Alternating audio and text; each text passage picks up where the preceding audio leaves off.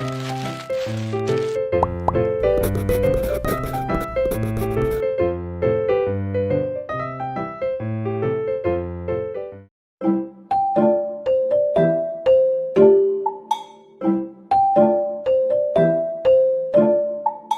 teman-teman semuanya, welcome back to this channel. Kali ini kita bakal bahas sesuatu yang menarik banget nih, yaitu bagaimana pendidikan multikultural diterapkan pada anak usia dini di berbagai wilayah di dunia.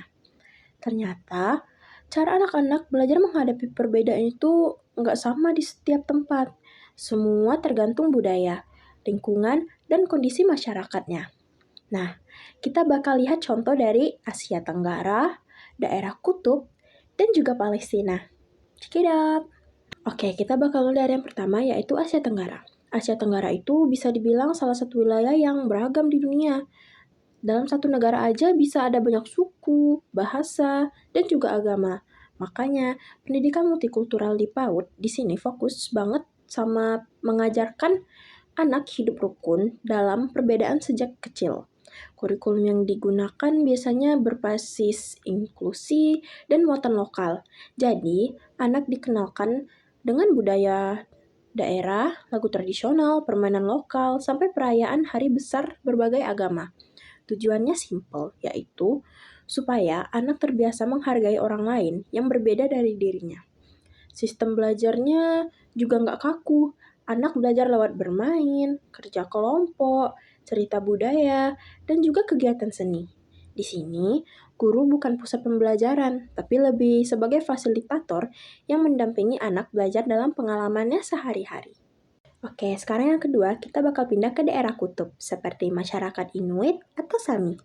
Di wilayah ini, pendidikan multikultural justru fokus pada menjaga budaya asli agar tidak hilang. Karena lingkungannya ekstrim, pembelajaran nggak selalu dilakukan di dalam kelas. Kurikulum yang digunakan disebut indigenous curriculum, yaitu kurikulum berbasis budaya masyarakat adat. Anak-anak belajar bahasa ibu, nilai tradisional, dan juga cara hidup yang selaras dengan alam. Cara belajarnya unik banget. Mereka belajar langsung dari lingkungan, seperti mengamati alam, mendengar cerita dari orang tua atau tetua adat, bahkan belajar keterampilan hidup sehari-hari. Jadi, alam itu sendiri menjadi ruang kelas bagi mereka. Unik banget kan? Sekarang yang terakhir yaitu daerah Palestina. Nah, kondisi di Palestina ini berbeda lagi.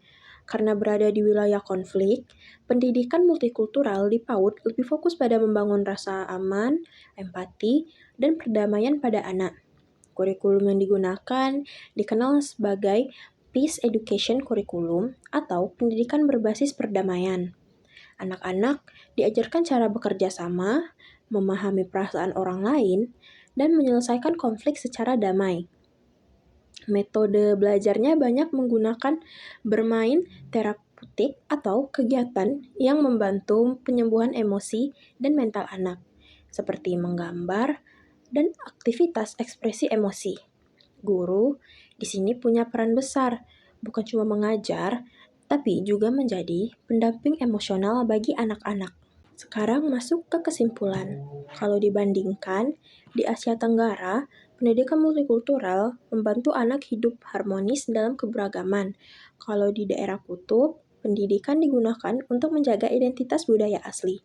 Sedangkan kalau di Palestina, pendidikan menjadi sarana membangun perdamaian dan ketahanan mental anak. Jadi, pendidikan multikultural itu sebenarnya fleksibel. Sistem belajar dan kurikulumnya selalu menyesuaikan dengan kondisi tempat anak tumbuh. Karena pada akhirnya tujuan utamanya yaitu sama, yaitu membantu anak memahami dunia yang beragam sejak usia dini.